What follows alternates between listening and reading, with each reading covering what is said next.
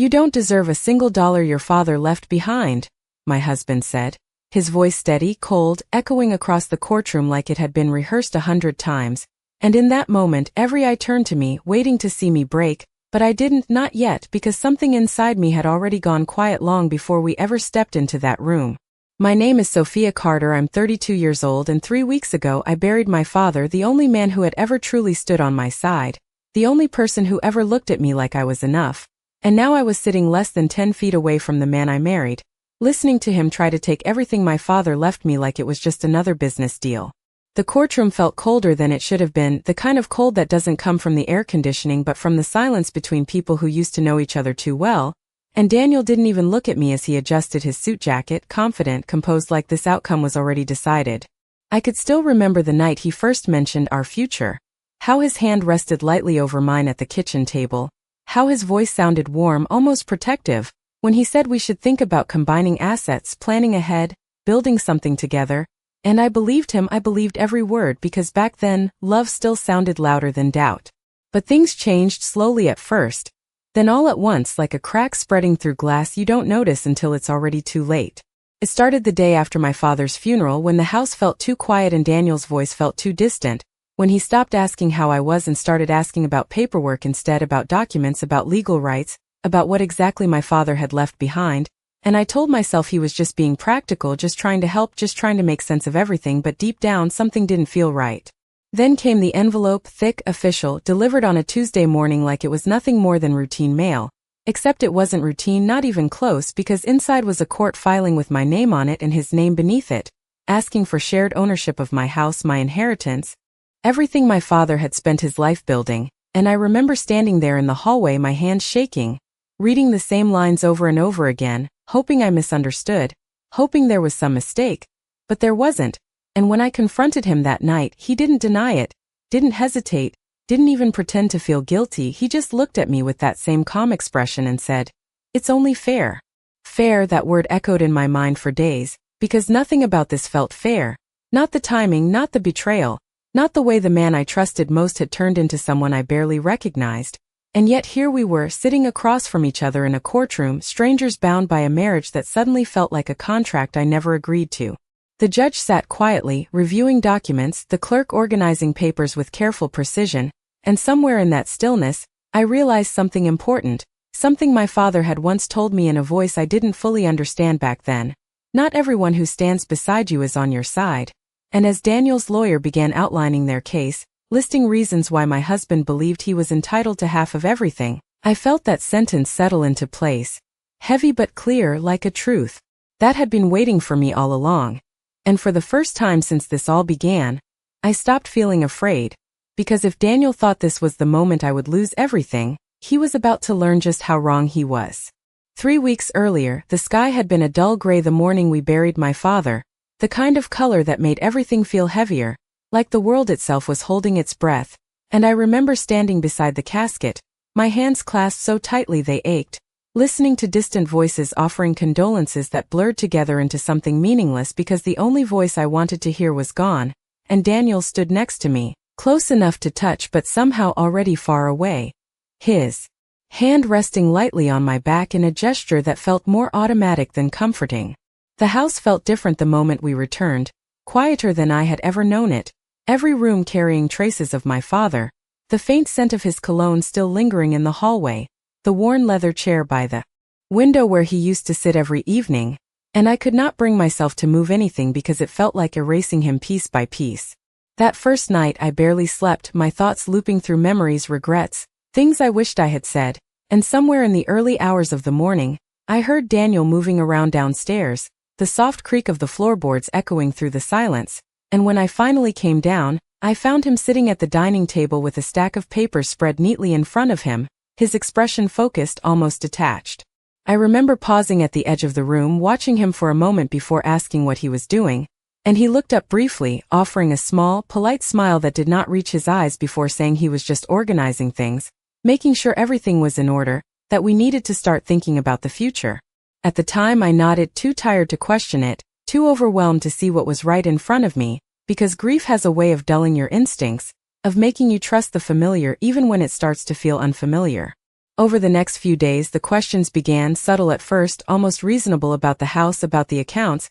about what exactly my father had left behind and how it was structured legally. And I answered him because I thought that was what partners did. They shared, they planned, they leaned on each other when things fell apart, but each answer seemed to lead to another question, each conversation drifting further from comfort and closer to calculation. One evening, as we sat across from each other at the kitchen table, the same place where we used to laugh over takeout dinners and talk about weekend plans, Daniel leaned forward slightly, his fingers tapping lightly against the wood as he spoke in a tone that sounded calm but carried something else beneath it, something sharper, and he said that we should consider putting everything under both our names, that it would make things easier, more secure, more stable for us as a couple. And I remember feeling a small, uneasy twist in my chest, a feeling I could not quite explain. So I asked him why it mattered now, why it could not wait, and he shrugged, looking almost amused by my hesitation before saying that timing was important in these situations. That was the first moment I realized something had shifted,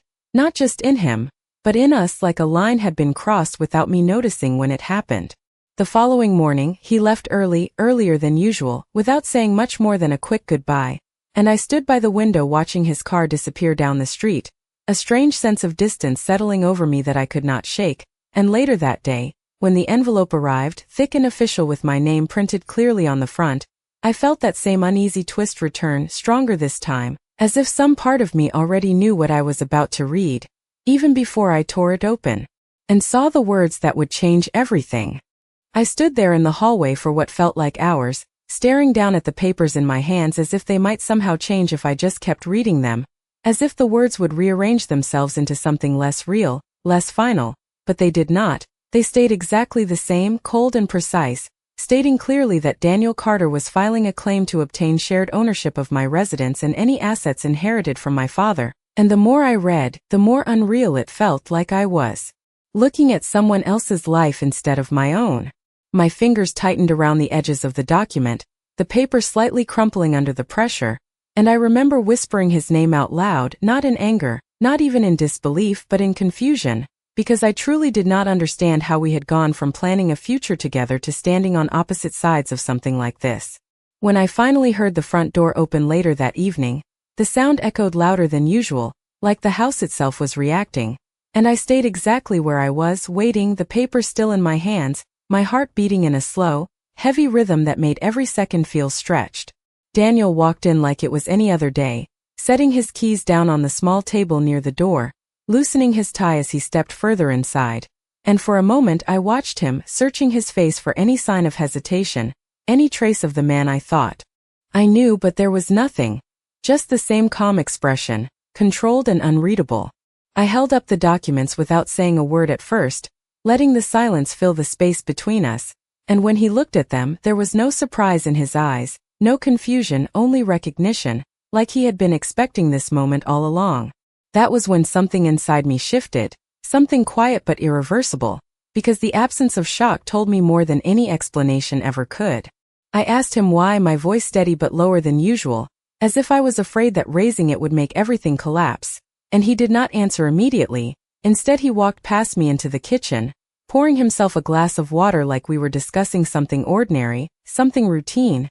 and that simple act made everything feel even more distant, more unreal. When he finally spoke, his tone was calm, almost patient, like he was explaining something obvious, and he said that it was not personal, that it was simply about security, about making sure everything was handled properly, that as my husband he had a right to protect his interests, and I remember the way the word interest lingered in the air, sharp and unfamiliar, because it did not belong in the life we had built together, or at least the life I thought we had. I stepped closer, placing the papers on the counter between us, my hands trembling slightly despite my effort to stay composed, and I told him this was not protection, this was a claim, a legal move that could take everything away from me, and he looked at me then, really looked at me for the first time that day, and there was something in his eyes that I had never seen before, something distant, calculating, like he had already separated himself from whatever we used to be.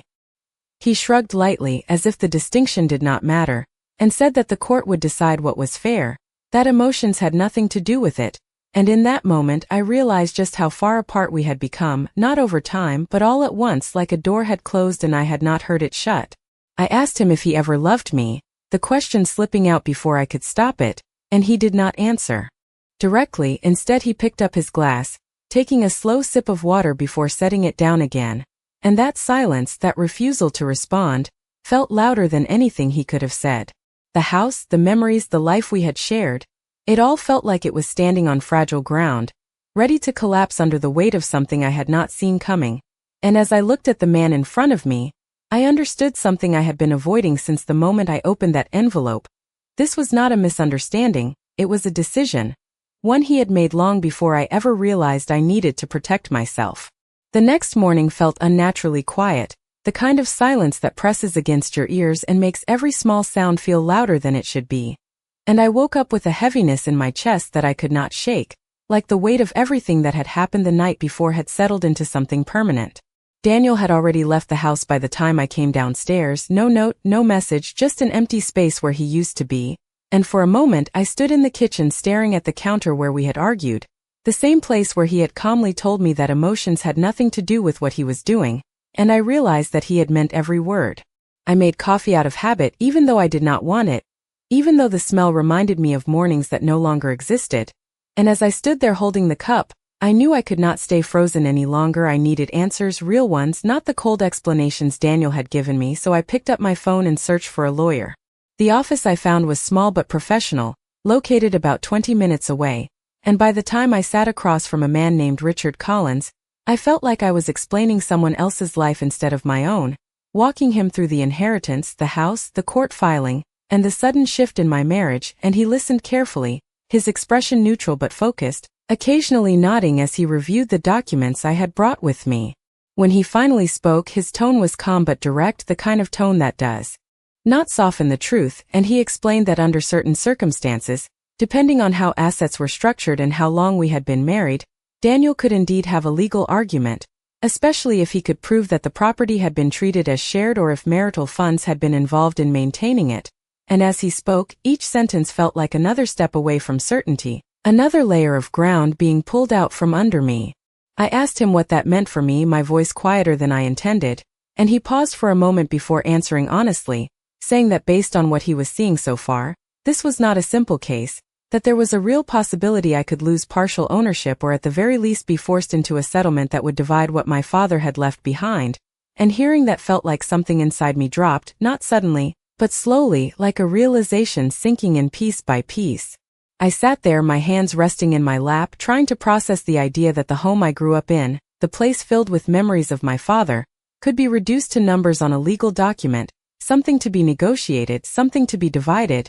and for a moment, I felt that same confusion from the day before return, mixed now with something sharper, something closer to fear. Richard leaned forward slightly, his voice steady as he told me that the most important thing right now was documentation, that we needed to review every piece of paper related to the inheritance, every record, every legal note my father might have left behind, because cases like this often depended on details that were easy to overlook. And that was when something in my memory shifted, a small, almost forgotten detail that surfaced without warning. I remembered the last conversation I had with my father before he passed, the way he had looked at me with a seriousness that felt out of place at the time, the way he had said, "Make sure you understand everything I leave behind, not just what it looks like on the surface." And I had nodded back then without fully understanding what he meant, thinking he was just being careful, just being thorough like he always was. But sitting there in that office, hearing that I could lose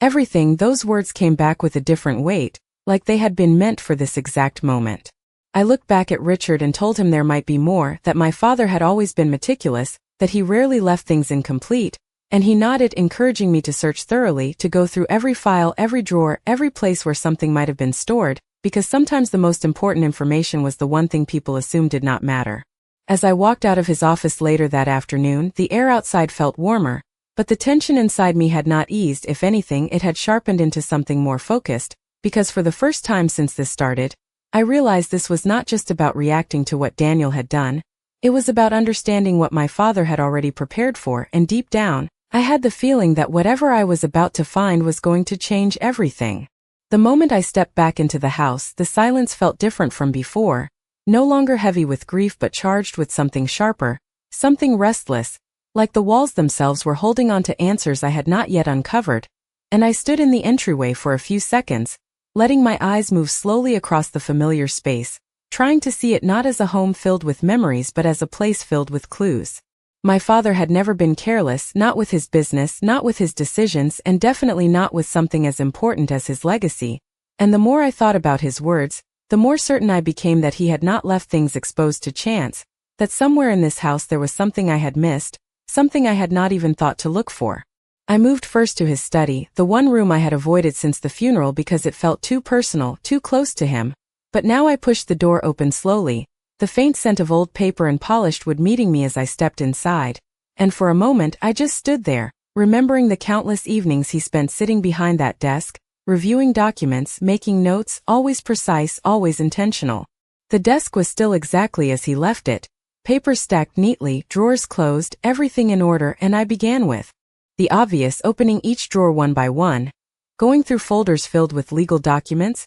property records, bank statements, each one carefully labeled in his handwriting, and while everything seemed complete, organized, nothing immediately stood out as unusual. Hours passed without me noticing, the sunlight shifting across the room, turning from bright afternoon light into a softer, dimmer glow, and just as frustration began to settle in, I noticed something small, something that should not have mattered but did. A thin wooden box tucked toward the back of the bottom drawer, partially hidden beneath a stack of older files. It was not locked, but it felt deliberate, like it had been placed there for a reason. And as I lifted it out, my hand slowed slightly, a quiet hesitation building in my chest, the same kind of feeling you get when you know something important is about to change. Inside there were only a few items, a sealed envelope with my name written across the front in my father's handwriting, a small key, and a folded piece of paper that looked older than the rest, and the sight of my name written so clearly, so intentionally, made my breath catch for just a second. I picked up the envelope first,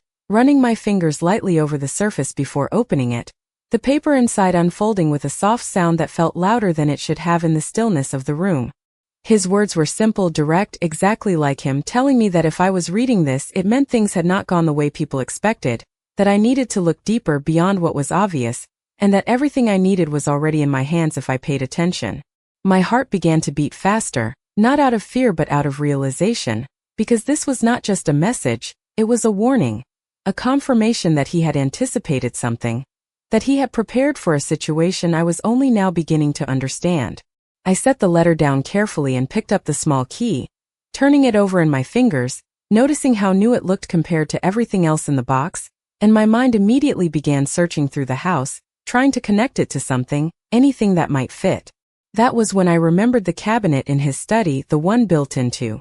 the wall behind the bookshelf, the one he rarely opened and always kept closed, and I turned slowly toward it, my pulse quickening with each step as I moved closer, because suddenly everything felt connected in a way it had not before. I reached for the cabinet door, my hand hovering just for a second before pulling it open, revealing a small lock mechanism I had never paid attention to, and as I slid the key into place it turned smoothly, almost too easily, like it had been waiting for this exact moment. The door clicked softly as it unlocked, and as I opened it, I realized that whatever was inside was not just another document or another record. It was something my father had chosen to hide, something he had wanted me to find only when it truly mattered, and standing there in the quiet of that room, I knew without a doubt that this was the beginning of something Daniel had never seen coming. The inside of the cabinet was darker than I expected, not because of the lighting in the room but because of how deliberately it had been concealed, like something meant to stay unnoticed unless you were looking for it,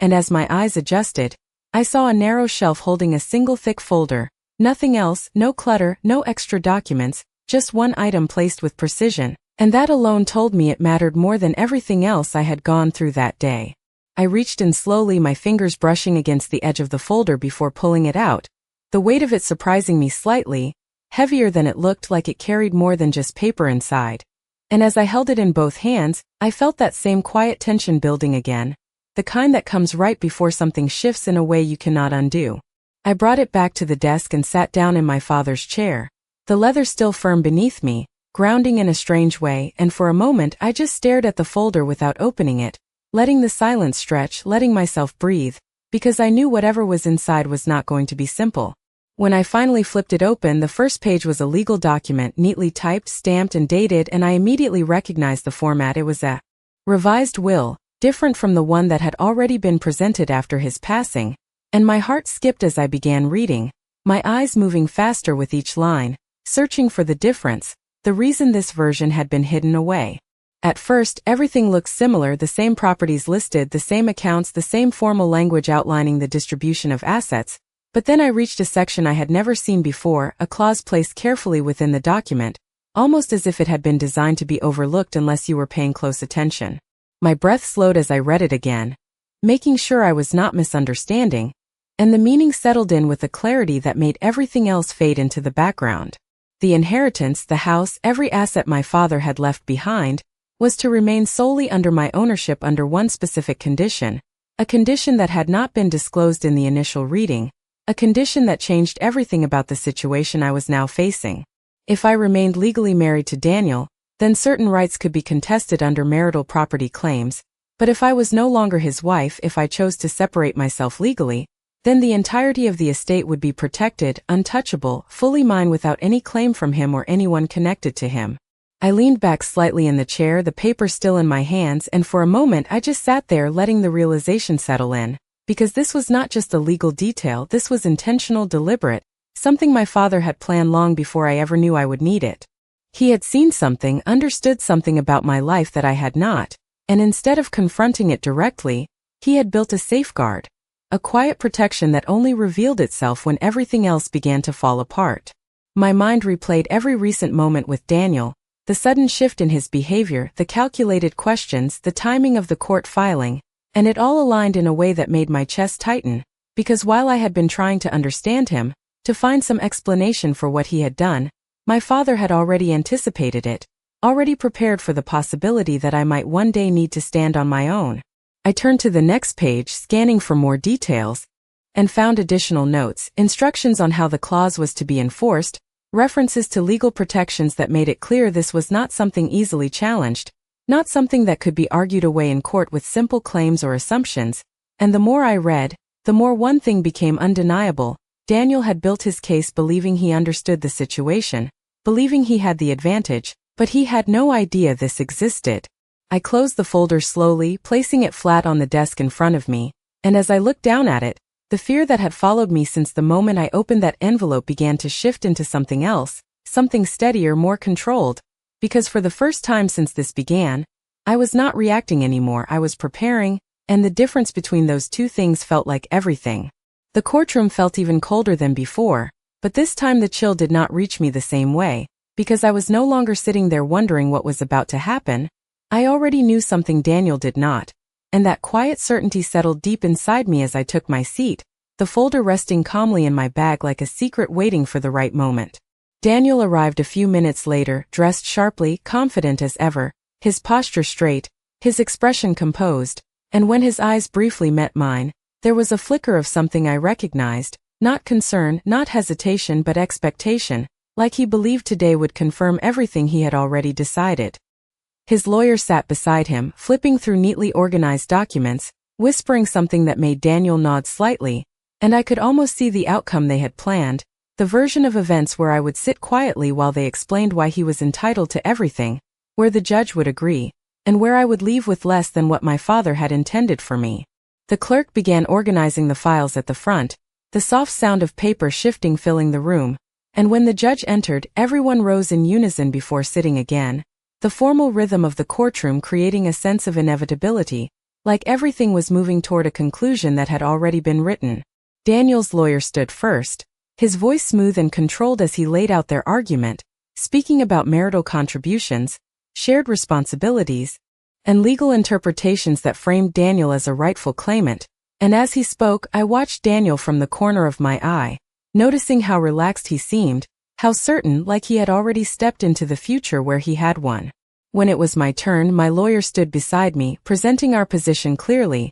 referencing the structure of the inheritance and the intent behind it, but even as the words were spoken, I could feel the tension in the room, the subtle uncertainty that came from incomplete information, because up until that moment, the most important piece had not yet been introduced. Then my lawyer paused, reaching into his briefcase before turning slightly toward the clerk, his voice steady as he said there was an additional document that needed to be entered into the record, something that had not been included in the initial proceedings, and I saw Daniel's expression shift, just slightly, a brief tightening around his eyes, Not enough for anyone else to notice, but enough for me to see. The folder was handed over, passed from one person to another until it reached the clerk, who opened it carefully, scanning the contents with a focused expression, and the room seemed to grow quieter with each passing second, the air thick with anticipation, even if most people did not yet understand why. The clerk adjusted the papers, then looked toward the judge for confirmation before beginning to read, her voice clear and formal as she announced that this was a revised will,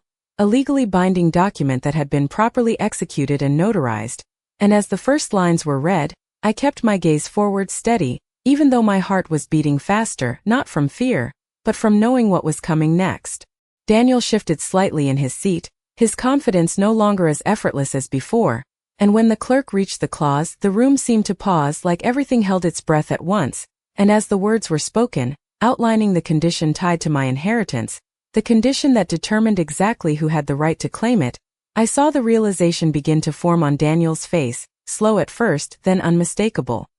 His lawyer leaned toward him quickly, whispering something urgent, flipping through their own documents as if searching for something that was no longer there, and the calm certainty that had surrounded them at the beginning of the hearing started to unravel, piece by piece. The clerk continued reading, confirming the legal protections, the specific language that made the clause enforceable, and with every sentence, the foundation of Daniel's case weakened, until it was no longer solid, no longer certain, no longer what he had walked into that room expecting. I sat there, completely still, my hands resting calmly in my lap, because I understood something in that moment that Daniel was only just beginning to realize. This was never a situation he fully controlled, and whatever outcome he thought he was walking toward had just changed in a way he could not undo. The moment the clerk finished reading the clause, the silence in the courtroom shifted into something heavier, something undeniable, like the truth had just settled over everyone at once, and I could feel the attention in the room change direction, no longer focused on me as the one being challenged, but on Daniel, the man who had walked in believing he understood the outcome. He sat there, completely still at first, his posture rigid, his jaw tightening in a way I had never seen before, and for a brief second it looked like he was trying to process what he had just heard, trying to find a way to fit it into the version of reality he had been holding onto. His lawyer leaned in closer, speaking quickly under his breath, flipping through pages with a sense of urgency that had not been there before, and the calm confidence that had defined them earlier was gone, replaced by something far less certain. The judge asked a few clarifying questions, his tone measured but direct, focusing on the validity of the document, the signatures, the notarization, and each answer from my lawyer came with quiet certainty, backed by clear evidence, leaving very little room for interpretation or challenge. I watched Daniel carefully, not out of anger, but out of a kind of detached clarity, because for the first time, I could see him without the filter of who I thought he was, without the memories that had once softened everything, and what I saw was someone calculating, someone who had made decisions based on assumptions that were now collapsing in front of him. When the judge turned his attention back to Daniel's side, asking if there was any response to the newly introduced clause, there was a pause, longer than any other moment in the hearing, and that pause said more than words ever could, because it was not just hesitation, it was the absence of a strategy, the realization that the foundation of their argument no longer held. Daniel finally spoke, his voice quieter than before, controlled but no longer steady, attempting to question the timing of the document, the reason it had not been presented earlier, but even as he spoke, the effort felt strained, like he was reaching for something that was no longer there. His lawyer added a few points, suggesting further review, possible delays, anything that might slow down what was happening, but the direction of the case had already shifted, and everyone in the room could feel it. I sat there, my hands resting lightly in my lap, my breathing even, because the fear that had once filled this space inside me had been replaced with something else entirely, something stronger, something grounded in the knowledge that I was no longer standing on uncertain ground. The judge reviewed the documents once more, his expression unreadable but focused, and when he finally spoke again, his words were clear, acknowledging the legitimacy of the revised will and the condition it established, confirming that it had a direct impact on the claims being made. And with that, the structure of Daniel's case was no longer what it had been when the hearing began. I saw the moment it fully registered with him, not in a dramatic reaction, but in the way his shoulders lowered slightly, the way his gaze dropped for just a second before returning forward, as if he was forcing himself to remain composed in a situation he could no longer control. There was no anger, no outburst, just a quiet unraveling of certainty, and somehow that made it more real, more final. For a long time I had been trying to understand why he did what he did, searching for reasons, for explanations that would make it feel less personal, less deliberate. But sitting there now, watching everything shift, I realized something simple and clear. His choices had never been about misunderstanding, they had been about intention, and now, for the first time, he was facing the result of that intention without the outcome he expected. The hearing continued with procedural steps. But the tension had changed, the energy in the room no longer driven by conflict but by resolution. And as I sat there listening, I understood that this was not just about winning or losing. It was about seeing the truth for what it had been all along, and finally standing in a position where I did not have to question it anymore. When the hearing finally came to a close, the sound of the judge's gavel was softer than I expected, but it carried a weight that settled everything in a way nothing else could. And as people around me began to gather their papers and quietly move toward the exit, I remained seated for a moment longer, letting the stillness return, letting the reality of what had just happened fully sink in. Daniel stood a few feet away, speaking quietly with his lawyer, his voice low, controlled, but no longer certain, and for the first time since all of this began, I did not feel the need to look at him for answers, because whatever I had been searching for before was no longer there. I stood up slowly, smoothing my hands over the fabric of my jacket, a small, steady gesture that felt grounding in a way I could not explain. And as I turned toward the aisle, Daniel's voice stopped, and I felt his presence shift slightly as he looked in my direction. For a brief moment our eyes met, and there was something unspoken in that exchange, not regret, not apology, but recognition, as if he was finally seeing the situation for what it truly was, without the assumptions that had brought him here.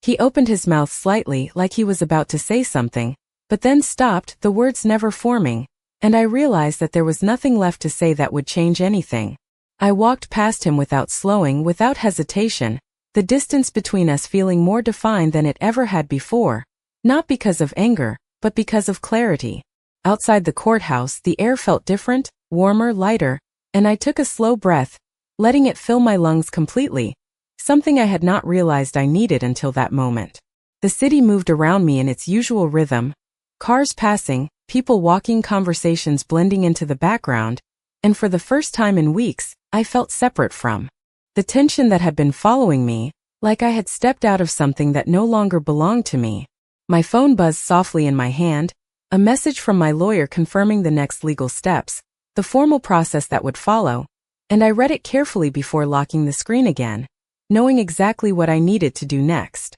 The decision was not difficult, not anymore, because it had already been made long before this moment, not just by me, but by the truth that had unfolded piece by piece. As I stood there, I thought about my father, about the way he had always planned ahead, always considered possibilities others overlooked, and I understood now that what he had left me was not just an inheritance, it was protection, a final act of care that reached further than I ever expected. I turned away from the courthouse steps and began walking down the sidewalk, each step steady, deliberate, and somewhere along the way, I felt the last of the weight I had been carrying begin to lift, replaced by something quieter but stronger, a sense of control over my own life that I had almost forgotten. Later that afternoon, when I returned to the house, I moved through the rooms differently, not as someone holding on to what was left, but as someone who understood its value, not just in terms of property or assets, but in meaning, in memory, in intention. I paused in my father's study, my hand resting lightly on the edge of his desk, and for a moment, I allowed myself to feel everything I had been holding back, the loss, the realization, the shift in everything I thought I knew, and then I let it settle into something calmer, something that did